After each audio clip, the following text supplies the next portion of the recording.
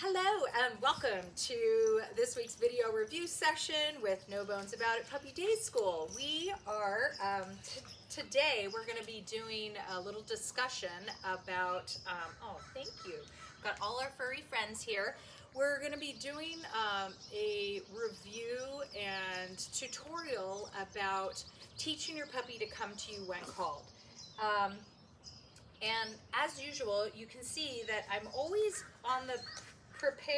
prepared, Fuzzy, to be rewarding nice behavior. So I'm ignoring, thank you, Zevon, I'm ignoring puppies that jump on me, and if they decide to offer a different behavior, I would reward that. But this is just how we start to really instill nice behaviors, is ignore the ones we don't like, reward when we can for the behaviors we do like. Silka, what are you doing over there? Silka! Boop, boop, boop, boop, boop. Very busy. Boop, boop. Silka, yes, good job. They wanted you to come in come in frame. There we go. Hi. Oh, what happened? Oh, okay. There we go. Well, we've got everybody here, you can see. So I'm going to go over a couple of different do's and don'ts about teaching. We call it the recall. The recall is the act of calling your dog to come to you. And in the beginning, what I want you to think about is this is really just name game, meaning we're saying the dog's name, we're looking for that engagement, that head snap where the puppy looks at you, and then if we get that and the puppy starts to move towards you, you're going to add the word come, and then we're going to get into some little nuances. So really, you already know half of the exercise is basically just name game. And if everything is going right, then we add the word come. As the puppy gets to us, we use our marker word yes, and then we reward the dog when they are close enough that we could do a little gotcha or collar grab. At the end, down the road, we can add fancy things like a sit finish or something nice like that. But right now, we're just really trying to get as many positive, correct repetitions in of this behavior. And once I go through this little tutorial, Melissa and I are going to take each of your puppies and we're going to just run through a couple different ways to practice so you can sort of see it in action. Number one rule, there's a lot of don'ts about teaching this. Number one rule is you don't add the word come unless you are 85 to 95% sure that the dog is going to make the right decision and or is already moving towards you. So what does that mean? If I am not sure, let's say my puppy's in the yard and I want to call them, but I'm not really sure what's going to happen. Again, the first thing that I could do is name game. I could say my puppy's name. And if they literally don't even look at me, game over right then. We're not gonna add recall, we're not gonna repeat the puppy's name. If they're really just super engaged in something else, we're gonna not continue down that path. So what does that mean? Oh my gosh, I need to get my puppy out of the yard, I need to get him to come inside. We can do a variety of things to get our puppies to come to you without repeating their name and without utilizing your word come. So I've got two puppies, they're way out of frame, sniffing around here. Fozzie and Sage are kind of at the top of the driveway. So I'm gonna not use a recall word, and I'm gonna see if I can get them to come down here. Sage! Pup, pup, pup, pup, pup. Hi! Yo, hi Fozzie! So I did say her name, because she was already kind of looking at me, but again, thank you very much for having such nice manners. Thank you oh Fozzie, you didn't even try to steal anyone's cookies. You must be growing up. That's so, okay, that's, like normally, I'm just gonna say, I'm looking at Melissa behind the camera here, but normally I would go to treat another puppy and Fozzie would be like, hum, and just come in and grab the other cookie. It's, oh my God, it's brilliant. Hi, Silka. There you go. Okay, so, I can use a pop, pop, pop, I can clap, I can get a squeaky noise. Sometimes if I could just get the puppy's attention and start running in the opposite direction, those are all things that are gonna bring my puppy to me without having to repeat their name and without having to use a recall word. So that brings us to sort of step number 2, or don't do number 2, which is you never want to use your recall word and follow it up with anything that your dog could consider not amazing. So if my puppy's in the yard and they love playing, or they're in this whole group of buds and they're having a great time, and I said my puppy's name and come, and they came barely in, but then I hooked up a leash and went put them in their crate, even if I had doled out a cookie when they got to me, the end result for that puppy was not good. So, or as far as they're concerned, it wasn't great. They were having fun, then they weren't having fun, and they responded to a cue. So we are not building value for that response to their recall words. So our first don't is don't call your puppy if you think that they're not going to respond appropriately. Our second is don't call your puppy if you think that the end result is not going to be fantastic. Our what to do list is when you are practicing this behavior, you are going to have the best treats that you could possibly think of for your puppy. I try to find treats and toys that my puppy does not get for anything other than practicing recall. Maybe it's roast chicken, maybe it's leftover salmon, maybe it's string cheese, I don't know. Whatever it is that your puppy thinks, this is the best thing that's ever happened to me. And we only break it out when we're practicing using our recall word come. So another pointer in the tutorial is to, let's say you started the process. You said your puppy's name.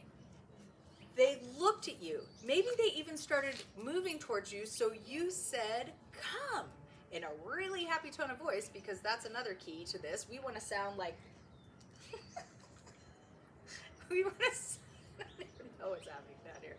We want to, when we use the tone of voice for recall, I like to pretend that my puppy is going to think we're having a party. Like, when you say come, it should be like, great things are happening, there's a party at this other end, you need to get here quick. There are certain words that my clients tend to all of a sudden decide they need to sound like, you know, really stern and deep voiced about, and recall is one of them. Come. If you sound like that, if you sound like you're irritated or mad, guess what? Your puppy is going to be like, I really am not sure that this is something I want to do. So again, I would, Silka, hi, Pup, come.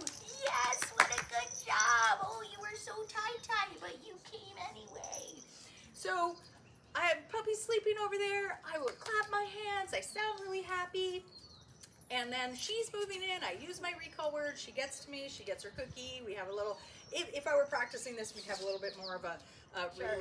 Okay, so if you haven't met Melissa, Melissa's my assistant. She works with your puppies at least twice a week. And so we're going to go through a couple different exercises quickly to show you ways that you can practice, because repetition is the key to anything. Repetition, reward, or successful repetitions, I should clarify, and rewards are what builds your dog's behavior. So we want to try to just get as many repetitions as we can.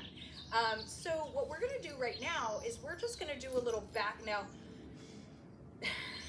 as Silka went over, just went, bearing in mind that these puppies are kind of tired, it's later in the day, but we're going to try to see if we can build some enthusiasm here. So I'm going to give you some of those, and you can kind of stand right down there a little bit. That's probably good right there. And then we're going to try to see if we can just call this puppy back and forth. Silka! Yes! So I used that little pup to get her closer to me. So now we're going to say her name. Silka. Yes. Oh. Silka. Silka, come here. Silka. Yes, good girl. Okay, so awesome kind of practice, because stuff goes wrong all the time. So if a puppy is unsure what to do, Melissa did not start saying come, she didn't start repeating her recall word, we kept that word out of there for now. She tried to just clap her hands, do some pups. If we had more space here and could stay in frame, what we would have done is actually start running away from the puppy. It 9 times out of 10 will engage that puppy to start chasing you. much better. Most people want to move towards the puppy when they don't move in your direction. That usually causes the exact opposite effect, which is that your puppy will move away from you. It's their instinct. So running away from a puppy will a lot of times get them to come to you. So we're going to try this again. Silka! Yes! Come! Very good! Let's go. So again, if I had more space, I'd quickly back away from the puppy. We don't have a lot of room here. But just calling back and forth, so it's the puppy's name. Once they look at you, Silka! Up, up, up, up. Yes! Come! Good job! I want to keep my treats hidden until the puppy gets close enough to me that I can put my hand on her collar. And this is such a perfect example. The puppy starts to figure out, oh, I know how this game works. I just need to go back and forth between the people with the cookies and I win the game. So that's one way to practice. We're going to go to number 2. Okay, so method number 2 only requires one person, and it's almost the exact same way that you practice name game. We do a treat toss. I get 2 different value treats. I get a piece of kibble, and then I get their fantastic, yummy treat. I take the piece of kibble, and maybe you should start. Maybe since somebody's clearly chooses favorites. So go ahead and do a treat toss and then do a recall. Ozzy! Yes, good job. Ozzy, find it. This time add recall word. Ozzy!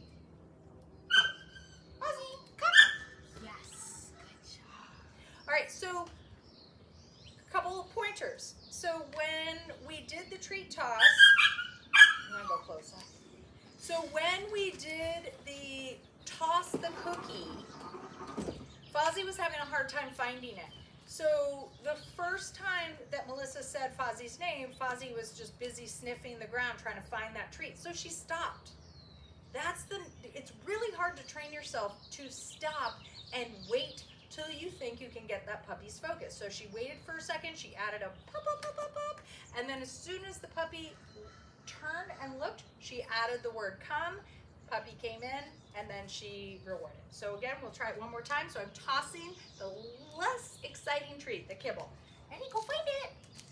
Ozzy, come! Yes. Oh, what happened? What happened? Oh no. Let's go. Boop, boop, boop. Yes. Good job. All right. So I probably got out of camera view there, but again, if you add that word come, you got to figure out a way to save it, meaning it wasn't going exactly the way I wanted it to. The puppy paused, the puppy was conflicted. He really likes Melissa, so to run away from her is really hard. So I saved it by getting really exciting, doing a little cheer, and running away from the dog. And finally I got the dog to come in and focus on me. So treat toss is method number 2. We're gonna go to number 3. Okay, so I'm here with Sage. I'm gonna do a couple more of the treat tosses so you can see that with her. Ready? Go find it. Sage, come. Yes, I do my collar grab and deliver the cookie. So again, if we're doing treat toss, is go find it. As soon as the puppy has finished the little cookie that I tossed, I'm gonna say her name. If I get that eye contact, I'm gonna use my recall word, come. As the puppy gets close enough, I'm gonna say yes, grab the collar and deliver the cookie. So one more time. Ready? Go find it. Sage, come. Yes. Good girl. Very beautiful. Very good. Okay, all right. So we are going to show you another method, which is again a 2-person method. We call it restrained recalls. We try to use things that in nature are creating scenarios where we can build drive. So in this case, is my standing on my foot a good thing for you right now? Oh, okay. So in nature, a dog has oppositional reflex. That's why they pull against pressure on a leash. The opposition of running, chasing a moving target, or running away from something that's moving towards them. So what we're gonna do is we have one of us kind of restrain the puppy very gently while the other person kind of amps that puppy up to try to call them to come to them. And eventually, Melissa will sort of let the puppy go, and it really builds the speed and the enthusiasm of which the puppy will come to us. Hopefully. Sometimes in this scenario, theoretically, that's what we want to have happen. So, you want to back up just like a couple feet? There we go. Perfect. Okay, so the idea is, I'm going to show Seiji that I've got some good cookies. What is there? You can see she really wants to come. Sage, come. Yes, good girl. Good girl. So I kind of like goof around. I tease the puppy a little bit. I do some stuff. I show her that I got a cookie, but then I hide it. And then as soon as I say come, again, if I were a little bit more mobile and we had more space, I would really run quickly in the opposite direction. So let's try it one more time. I'm going to have you start with her. There we go. So just gently kind of holding the puppy back. What do I got? Sage, what do I got? Sage, come! Yes, good girl. Very good. Very good. Excellent. All right, so that's restrained recall. And now we're going to work with our last puppy, Ziva. Okay, so here's another example. We utilize the things that we know our dogs love. And so for this particular dog, Zevon, we know that Zevon loves squeaky toys and loves a good tug game. And those are both really create great drive and motivation for coming to you and having that be a reward. So we've each got one of these. And so instead of cookies right now, we're going to try to utilize this as our means of reward when the puppy gets to us. So why don't you back it down just a little bit, and then take away that toy, and then Zevon! So this is really hard. Yes, come! Good job! Oh, it's a good baby. What is that? What is that? So it's really hard for a puppy to leave something they're having fun with, but we're going to try to add that recall word and have fun be at both ends of our recall. Okay, ready? Ziva, come get it, girl. Good. Good job. So learning to go away from something and listen to a cue and then figure out that it's still rewarding even though you're leaving something you already like. All right, go ahead and pick that up. Zevon! Bop, bop, bop, bop, bop. Zevon! Yes! Good job! Oh, you got it! You got it! Right here! Oh! Apparently, oh! Good job! Little games of tug can be very motivating and exciting. Good way to burn some energy. Keep them low. Do not have your puppy jump for toys unless that's something you really want to have ingrained in your puppy, but we try to avoid jumping right now. So that's a bunch of different ways you can practice with different motivational tools, and refer to your handbook. Go back and look because it lists all the do's and don'ts. It's important that you keep those in mind while you're working with your puppy over the next couple months. This is a skill that we really want to do all the right stuff so that we don't create bad habits. We don't create puppies that ignore their recall word. So have a great weekend. We'll see you guys next week. Good job, Melissa.